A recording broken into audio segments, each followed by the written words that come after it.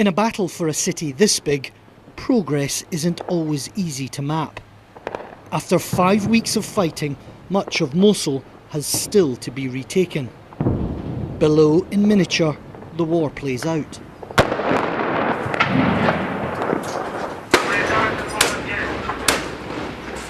In Mosul streets, life or death is decided in the blink of an eye.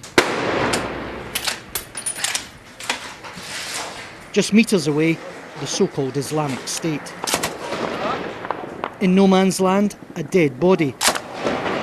Iraqi special forces say he was an IS fighter, one of a dozen they've shot dead this week. Yes, many civilians have been attacked by Islamic State snipers, but they also use them as human shields. It's very difficult for us. They sometimes come forward carrying babies, using them as cover. Nearby, a car bomb detonates.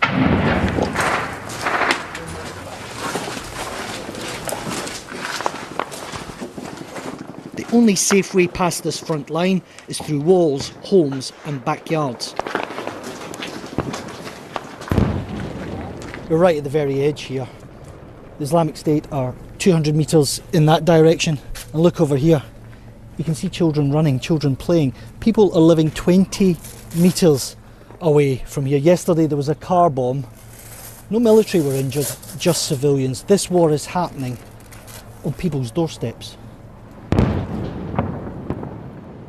At house after house, white flags are raised. Where else could these children and their families go? An exodus would cause a humanitarian disaster for Iraq.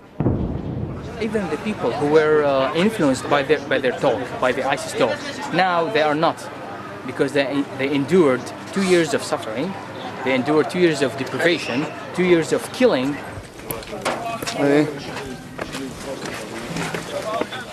So, despite the war, the government has asked people to stay.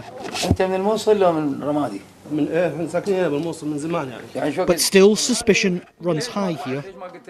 5 days of fighting means Amar Jazan and his family haven't left their house. But his wife Rana is about to give birth. I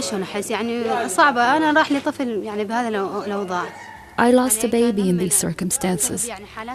I lost the baby because the doctors were not available. I don't know how I'm coping, but I pray it will get better. For 3-year-old Azel, it will be her first time leaving Mosul. The government wants people to remain here, but it and its services are mostly absent. So today it's an armoured Humvee that serves as an ambulance.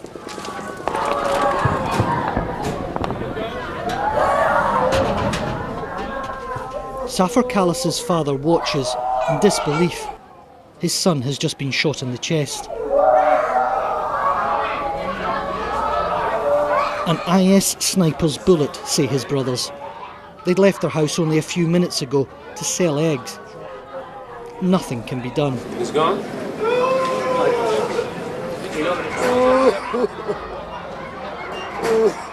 And the appalling truth is that Safar's death is one of hundreds here every week. This is the horror of this situation. They can't even take the boy's body down the street because they're worried that the sniper is still down there. You can hear the gunfire all around, you can hear the heartbroken family inside there. 1 million people are still trapped in this city and the fighting is going on all around them.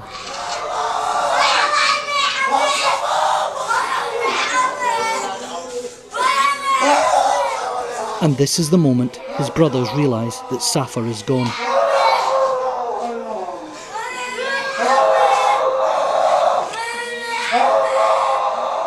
And while people remain here, much more will have to be endured. The fight for Mosul has only just begun. Quentin Somerville, BBC News, Mosul.